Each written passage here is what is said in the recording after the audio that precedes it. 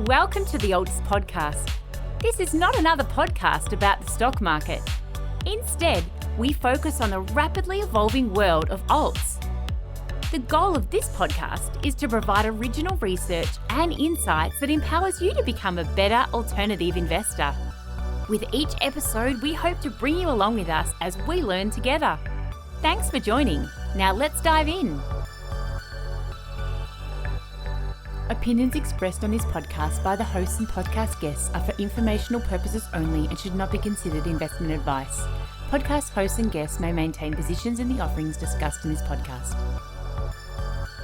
Hi, I'm Horacio Ruiz, host of the Alts Podcast. On today's episode, you'll hear from Justin Truong, co-founder and CEO of PUSHAS, a sneaker reselling platform based out of Australia. Justin talks about his journey from selling sneakers as a law student to make ends meet, all the way to creating a sneaker fund investment vehicle with 6,000 sneakers. PUSHAS is also expanding into the United States in the coming year. You can learn more about them on pushas.com, PUSHAS, or Instagram on PUSHAS Official. I know you'll learn a lot from today's episode and find Justin to be a wealth of knowledge in the sneaker industry. Let's go. All right, Justin, thank you for joining us tonight. It's really a privilege to have you here and really to learn about PUSHAS and what you're doing in Australia. Welcome to the show. Thank you for having me. Justin, you are a sneakerhead, right? A self-described sneakerhead, so much so that you've started this marketplace for secondary sales of collectible sneakers. How did you get into the space? Were you always, from when you were a kid, always into like the sneakerhead culture, or is that something that you kind of grew into as you got older? Yeah, so I think growing up as a kid, we were always in the culture. Like I think one of the earliest memories that I have was the Space Jam movie. I don't know if you remember that movie, but that had the Jordan 11s in them that were really insane. And so as a kid, you could never really afford them, right? And so I was growing up with like Converse. I was a big Converse sneakerhead. So, my parents would allow me to buy maybe one pair a year, and the budget was like $50, $60 or something, right? And so I had a collection of Converse sneakers. But it wasn't until during university when the Yeezy drop started to come out that I really started to dive in deep again. I was always following the culture, but I was never able to afford it. And then the first Ultra Boost came out, the Yeezy came out during that era. That's when I really dived in. I remember when that Yeezy came out, and correct me, man, because I'm not part of that sneakerhead culture because, I was into it when I was younger, but when I found out Kanye West is coming out with sneakers, to me, I was like, what does he know about sneakers, right? But it turns out that, man, it was like a cultural phenomenon. Kanye has always been into sneakers. So even when he first came out, he was rocking the freshest sneakers, and he had a really good Nike collab, and they were the OG Yeezys. They're going for like crazy amount of money, but even back like early when I was in high school, Kanye was always one of the freshest guys in town, right? Like I just don't know anyone who dresses more fresh than him. Like it was the Louis Vuitton Don. So I think you're right. I think in terms of being a sneaker creator, like in terms of working with Adidas and designing a whole range, I was kind of skeptical as well. I understand, but I think like his collabs were always fire with Nike. So I had trust in Yeezys. So you're getting into the Yeezys, that's where your interest kind of peaked a little bit. Tell me a little bit though. It looked like a lot of times you were having trouble finding like these authentic sneakers, or maybe like as you were trying to get into the environment, right, the sneakerhead environment, the authentication was an issue. Were you running into a lot of like fake sneakers, and how prevalent is that? Yeah, so during that time, I saw that the market was like doing really crazy. I was getting into it, and we were just reselling sneakers so that we can afford like pairs to buy, right? And so me and my partner Sandy, we were reselling sneakers, but it was really hard because like I think around that time as well, Goat and StockX started to pop off. But when you're buying a pair on those platforms, you paid exorbitant like shipping to Australia. Like you can imagine, Australia is like this like island on the other side of the world. If you're buying shoes from StockX and Goat, they were primarily based in the US. They were just unattainable. It was already resale price, and then you had to tack on that like shipping on top. So it was just impossible to get good pairs here. And so when we were here, we were just like, man, like we were just trading in like sneaker groups on Facebook. We were doing like random stuff at lineups at stores. We were seeing people getting stock, and so it was a really hard process, right? To be honest with you. And so we were like, why don't we just like start selling our own stock and start reselling and putting up a Shopify store. And that's how it started. We were just posting up like a Shopify store. We had some of our stock. We were selling some of our friends' stock that were in the sneaker scene in Australia with us, and we were helping them on consignment. But it was just a small thing that me and Sandy were doing just so that we can afford to pay the bills, I guess, and buy more sneakers to feed our addiction, I guess. Well, mostly Sandy's addiction. I had more self-control than she did. She was buying pairs like every 2 weeks. It's funny. Sandy Lee is your co-founder, and I'm going through your site, right? And I'm seeing all the pictures that are posted, with people that are giving you reviews, and man, half of the reviews are from women, and I think it speaks to the diversity, right, of the culture, right? It's not just like a male dominated or woman dominated field. Like, it speaks to everybody, right? And having a woman co-founder, I think is cool. Like, you don't find that, man. To be perfectly blunt, we especially in this alternative assets class, you don't see women as involved as I see that the women are involved with their sneakers. Yeah, I think it was natural for us, right? Like, Sandy, she was my co-founder, but she was also my life partner. Like, we've been dating now. She's my fiance. It was just natural for us. Like, it wasn't planned. Like, this wasn't one of those stories where, being a startup, you kind of look for a co-founder and do all that stuff. Like, for us, it was quite organic. And sneakers is one of those alternate assets that I find, you're right, like, women love it, right? Like, it's interesting because, I'm across a couple of other alternate assets too. And, even NFTs, it's mostly male dominated. Like, yes, you get a couple of influencers here and there, but I'd say the majority of people buying NFTs or crypto are male. I guess it could be that it can be alienating, especially, with certain cultures. But with sneaker culture, like, we find that you have celebrities that are both male and female rocking sneakers, right, in their music videos, in movies, etc., etc. And so I think, like, it's always been a very accessible alternate asset class to both men and women, which I love, right? If anything, Sandy was probably the biggest sneakerhead than I was.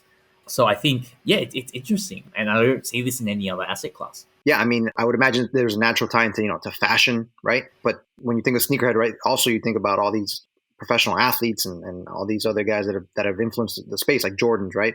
It's a basketball shoe essentially, but then this basketball shoe turned into this iconic symbol, and then it's kind of led into, like you said, Kanye West kind of revolutionized the game, right? Like, his designs kind of opened up a new pathway. Yeah, like non-basketball hype sneakers kind of class, right? Like, I feel like even though with Jordans, they are a street sneaker, right? Like, it's been kind of street culture's kind of taken over, but they're still originally they were made for the court.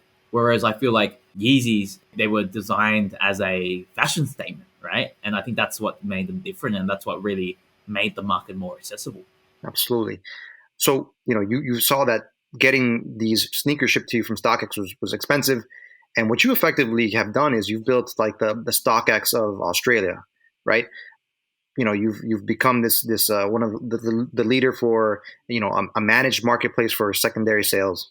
Take me through that journey. I mean, and you mentioned it before. Were you selling sneakers, from your apartment, and then you saw that, holy cow, this is taking off. Like, we actually have a legitimate business here. What's that been like, growing that business? And then describe to me the foundation for the business. Like, are you depending on resellers? Do you do wholesale? Take me through that journey. The business has gone through a lot of iterations, I'll be honest with you. Like, a lot of people expect us to be like this, like, crazy visionary founders who, like, built this company. But I'll be honest with you, that was not the case. We kind of just iterated and stumbled as we went. So, like I mentioned before, right, we were in university, I was in law school, and we were reselling sneakers just to make a few bucks. And it wasn't until we graduated uni in 2019 that we were like, are we going to go to our full-time jobs, or are we going to do this full-time? And we were like, you know what, let's just do this full time. We can always go back to a job. So what we did was we actually turned it into a marketplace, so similar to Goat, similar to StockX. But, it was really hard to compete with them, especially, since they were both really growing in Australia as well. And their brand recognition was insane because obviously their marketing is great, right? Like, those companies are great companies. And so we had to find a different angle instead of just doing the kind of managed marketplace that they did. Our niche became dealing with more the high end resellers, so the ones that are doing this in high volumes. Because you can imagine if you're selling on Goat or StockX, if you have like 10 pairs, it's actually pretty hard to sell because you're listing each one individually.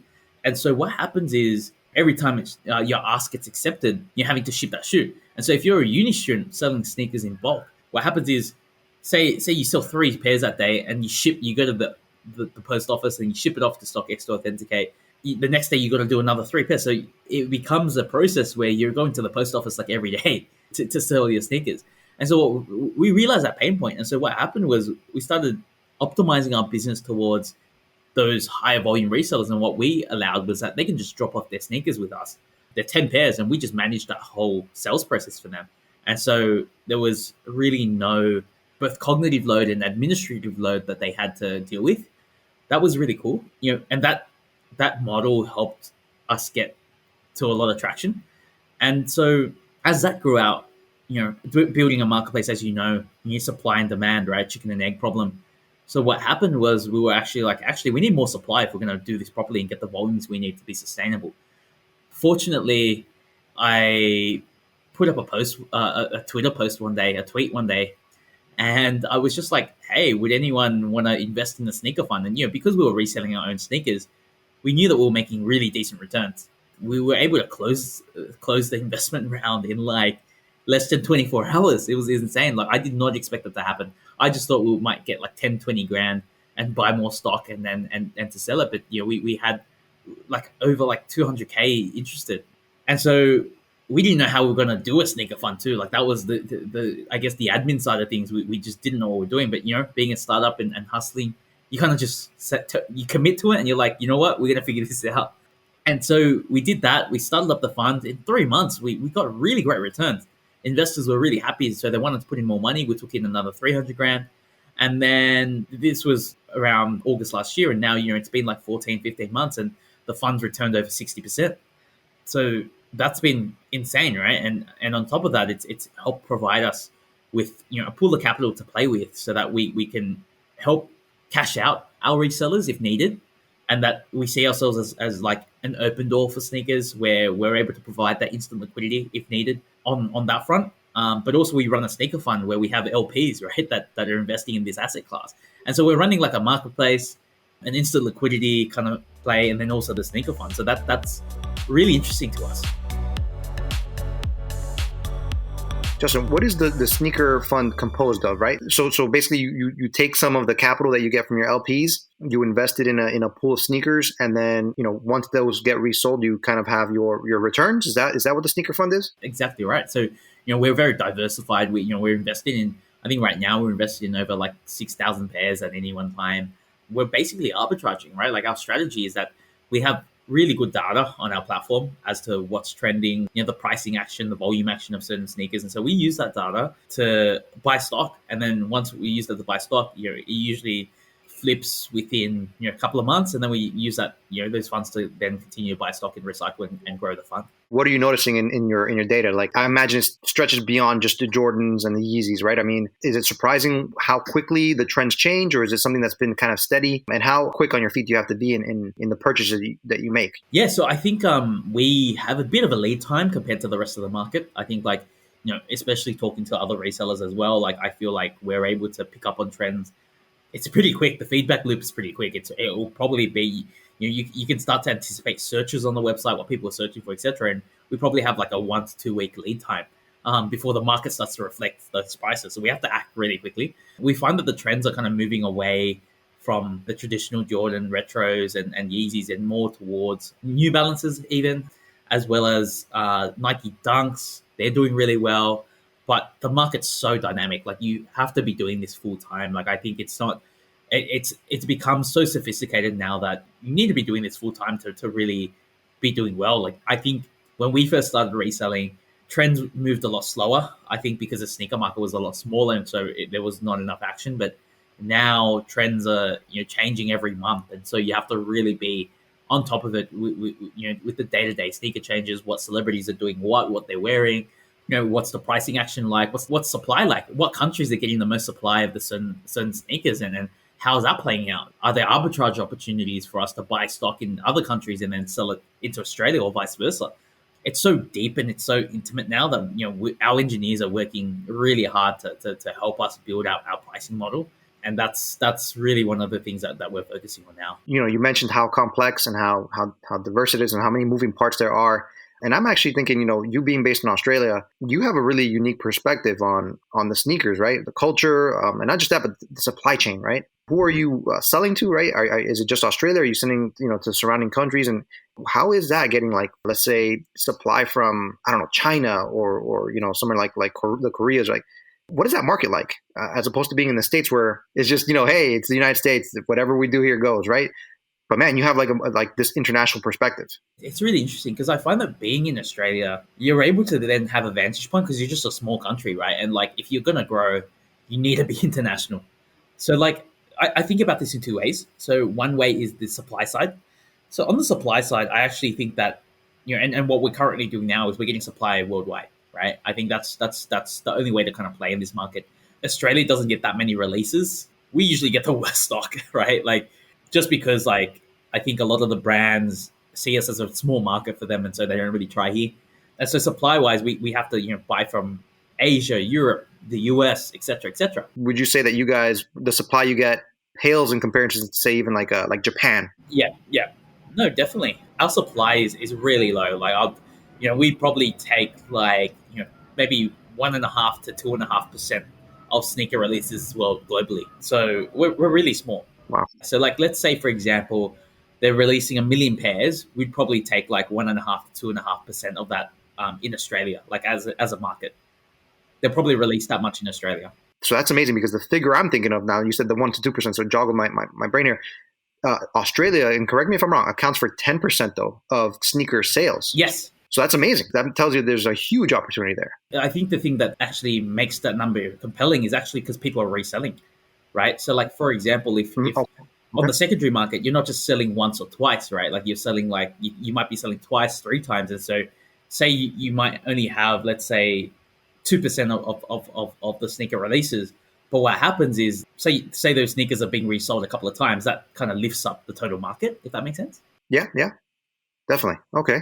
So you're basically saying, you're telling, that the resale market is thriving. And part of that is because your supply is so low. Yes, exactly. And because we're buying stock from overseas, there's a lot of resellers that are bringing stock from overseas over too, right? And that's why our resale market's so huge. Wow. One of the big things that you offer is you talk about the bulk sellers, and they just hand everything to you and you manage the entire process. How important is the authentication process? Like, how often do you run into, I guess, forgeries, right? How important is that also to your brand and people trusting that you're getting the real deal? I think the great thing about our model as well is that we authenticate the reseller, and then we also then we spot check the stock that comes in. So let me explain. So effectively, let's say if they're sending in 10 shoes, right? What happens is we authenticate the seller, so we know that they're authentic. And so we're a lot more prudent in accepting sellers than the other platforms are.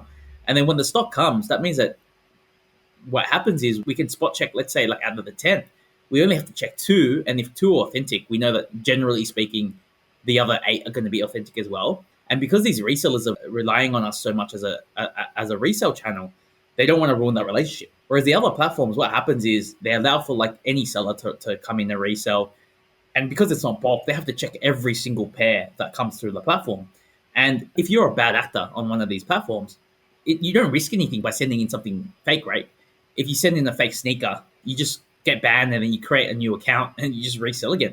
Whereas with us, because we're authenticating the reseller, that means that, if they send us a fake and we ban them, generally speaking, they're not going to be able to resell with us again.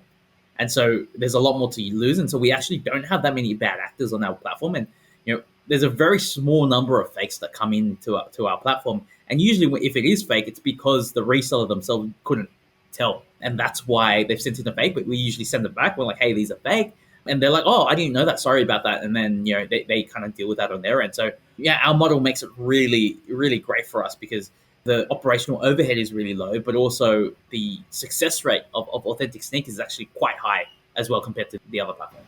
Yeah, I mean, you need to have that relationship with your resellers. They're not just like some people that you don't know, right? Because they depend on you, you depend on them, right? I mean, that's how it works with your model.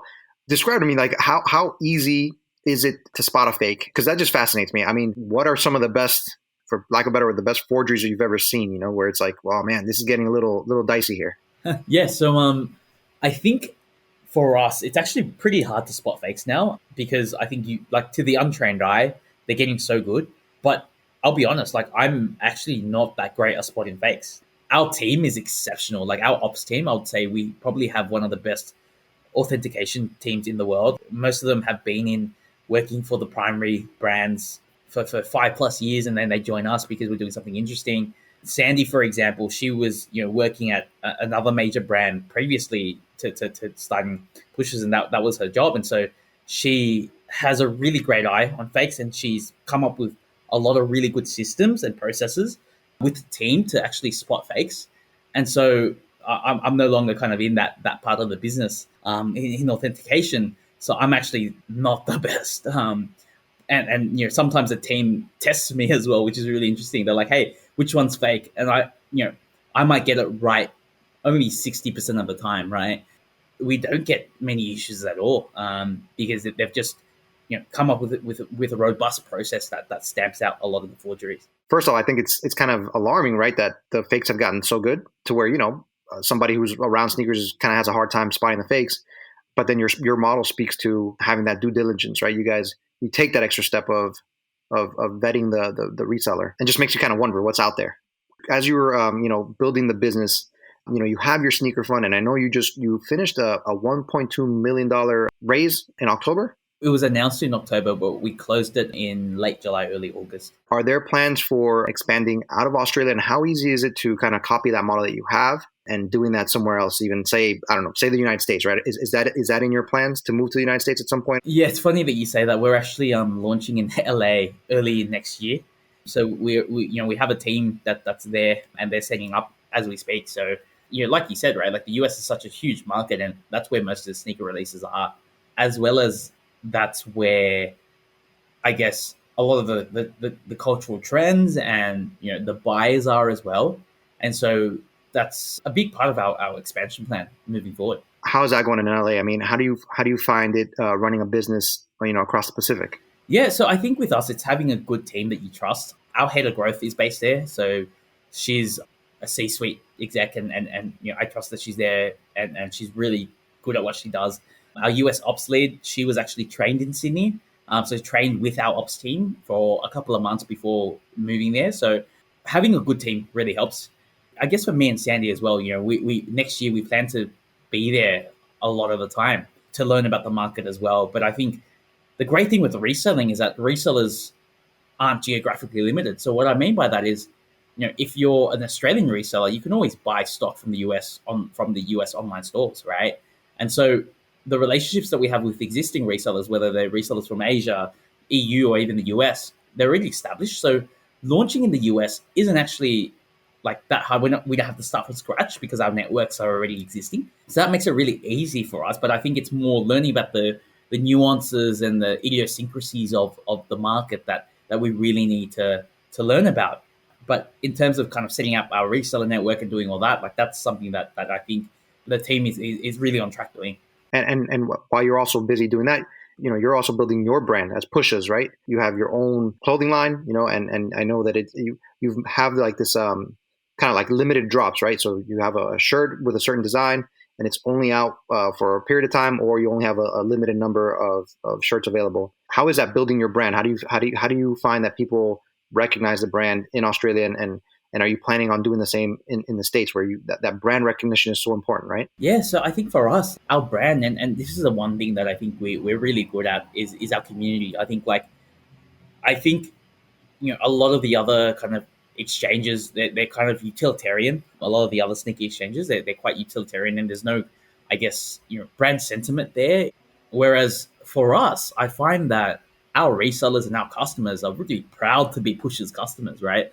Like, we release, hundreds of let's say a t-shirt in one style, and we leave it there, and, most sizes will be selling out quite quickly.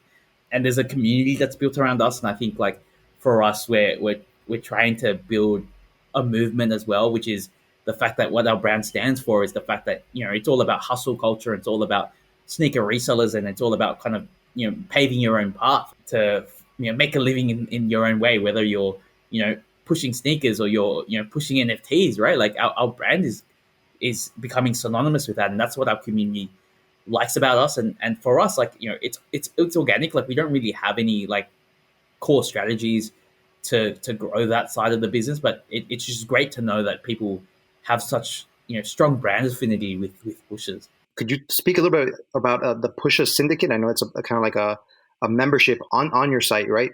Where members get extra benefits. How has that been building that up? It's a paid membership, but you're kind of building the community that way as well, where you have special giveaways, you guys have raffles, things like that. Is that something that you're focused on? Yeah, so I think that's something that we've done and just to test out and learn from. I think we've learned a lot from it. I think we're probably going to revamp how it works. For us, like we have a strong community, and I think there's different things that we can do to really grow that out. But I think the current iteration is good. Like I think doing giveaways, people love that, talking about sneakers, but I think there's more that we're doing and we have in the works to really grow that product out. And I think for us, we want to be able to integrate the kind of reselling side of things and being a sneaker reseller with the community as well. So that's a focus of ours.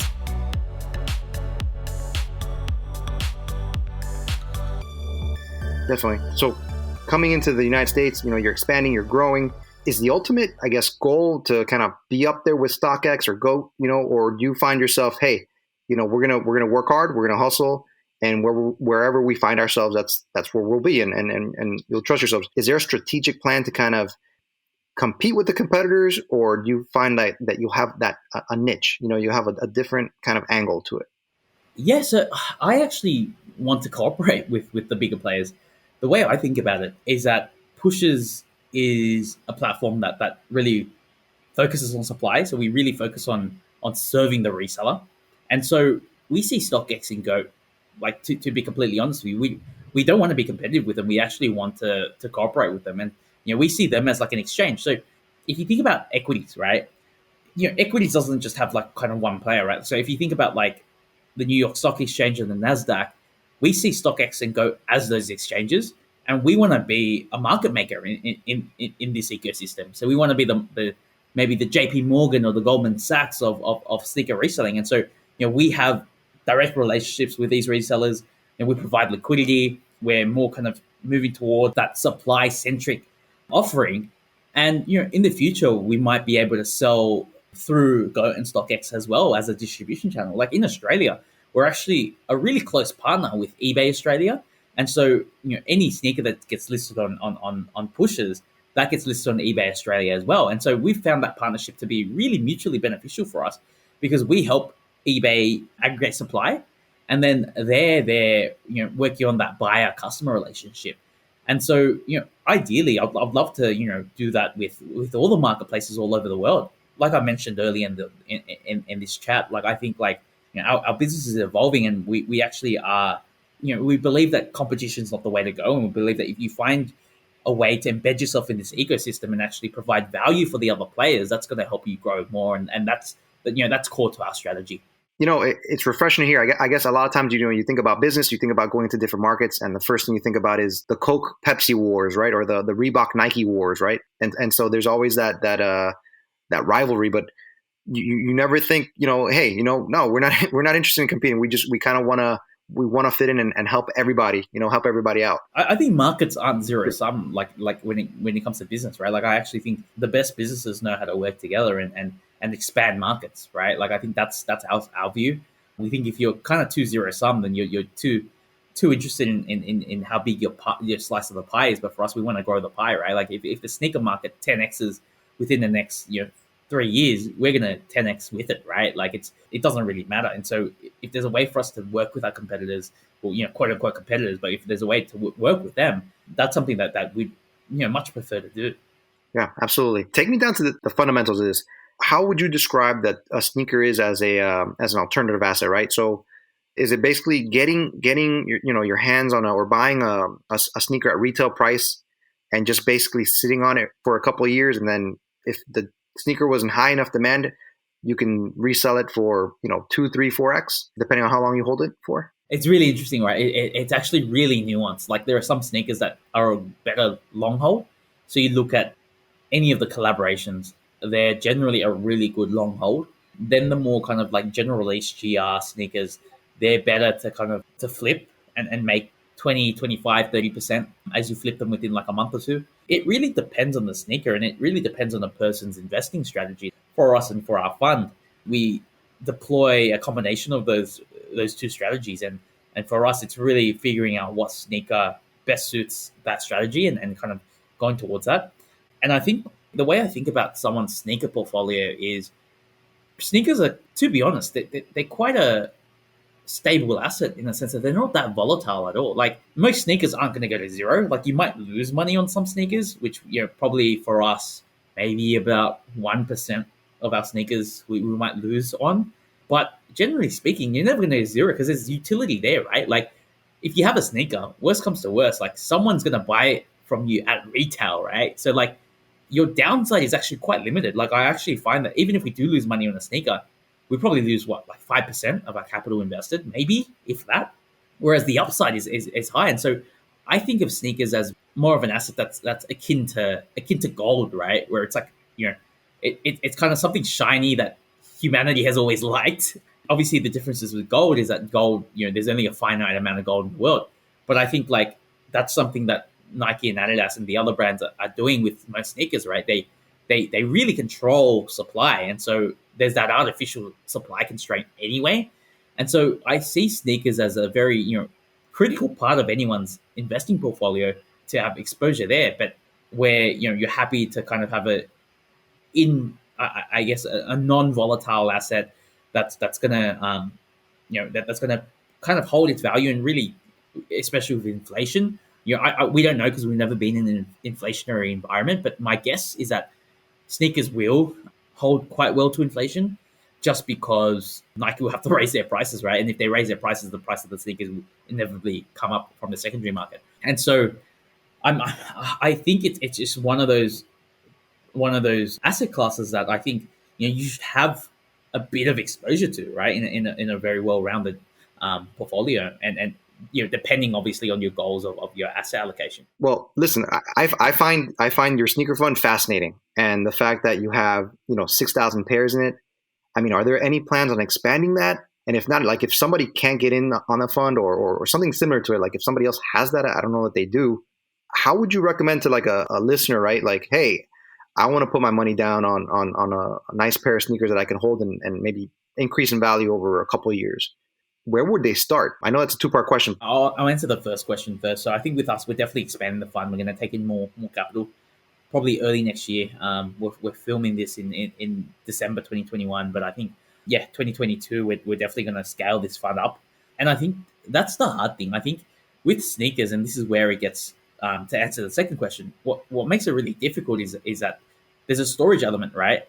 Which is why we offer cold storage to our resellers, because if you think about gold, right? I always bring it back to gold. If you think about gold, when you're investing in gold, you're not getting gold bullions sent to your house, right? Like that's just not feasible.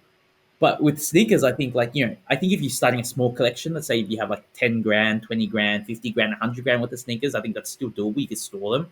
And I would just look at, even look at places like PUSHAS or places like StockX and GOAT, and look at stuff that you think, you could speculate on, where you think, okay, well, this is a shoe that's looks like it's good, looks like there's low demand. You do a bit of research, and it's low supply. You do a bit of research, and there's high demand. Generally speaking, it's going to go up. And you look at the price history of previous sneakers that are similar as well, and you could probably extrapolate the trend.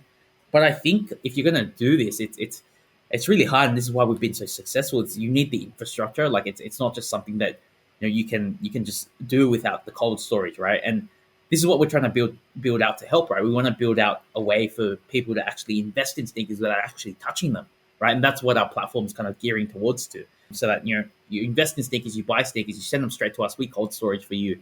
And then if you want to withdraw them, but you can build up a portfolio in sneakers through PUSHAS. And that's something that we're really building towards. And it's a problem that, we find that a lot of our sneaker resellers have. And that's why we're addressing that problem. But I think, I'll be honest, I think if you're just starting out, it's actually really hard to do so without the infrastructure that PUSHAS provides. Makes total sense. I never equated it, but I spoke to the CEO of VinoVest, right, Anthony Zhang, and so they invest in wine, and so if I wanted to start investing in wine, I buy this wine and then where do I store it? It's got to be the right temperature. It's got to be touching the cork a certain way. My house isn't built for that, right? So same thing with sneakers. Like, you have to store them in the appropriate way. And they're all, if they're in your house, they're always prone to damage, a flood or whatever, a fire, and there goes your investment. Fascinating, man. I'm just wrapping my mind around that. Does anybody that you know of have a similar sneaker fund to that? Not that I know of. I know there's like private resellers who have kind of like done a sneaker fund for themselves and they sell through us. It's usually maybe friends and family capital. I haven't seen a fund like us where we have a couple of sophisticated wholesale investors that are on board. Yeah. To kind of wrap it up, what is your favorite sneaker of all time that you've ever owned? Okay, so there's two answers to that. I'm sorry to make this complicated, but there's two answers to that.